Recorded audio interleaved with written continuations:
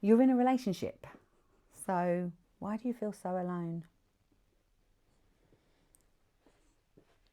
Being in a relationship doesn't necessarily guarantee feeling connected. And feeling alone in a relationship can bring a lot of self-blame. What's wrong with me?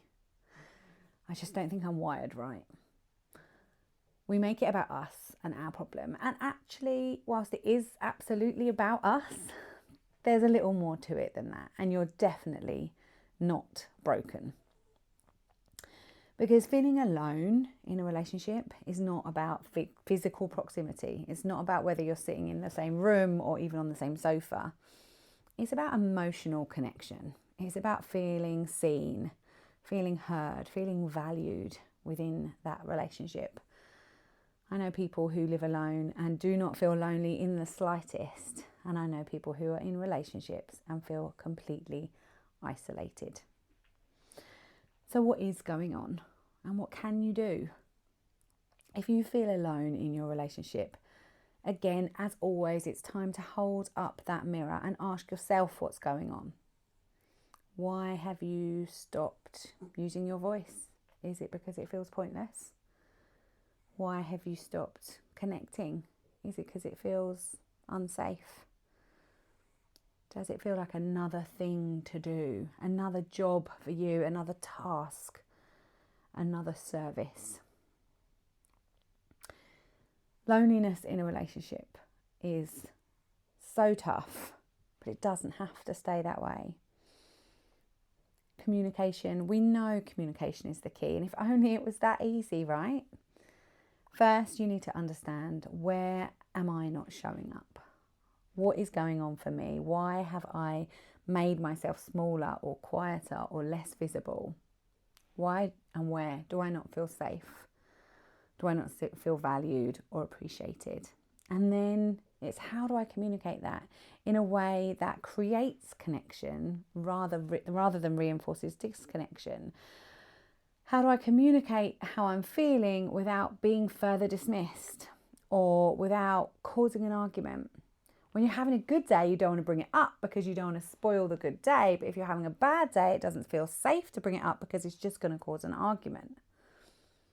So how do you figure your way through that? Language is so important. How we ask to have a conversation, the words we use, have a huge impact on the way our message is received, because it's really important to remember that no one sees the world exactly the same way as us. There's that wonderful phrase, isn't there? Treat other people as you wish to be treated. It's pretty much the golden rule, and it appears in every religion. But there's a fundamental flaw with that saying. It assumes that we all want to be treated the same. And the reality is we don't. We all have our own belief systems, our own values, our own perceptions, based on how we've been brought up, what we watched on TV, the teachers that were in our lives, the friends that were in our lives. So much has influenced us. That means we don't want to all be treated the same way.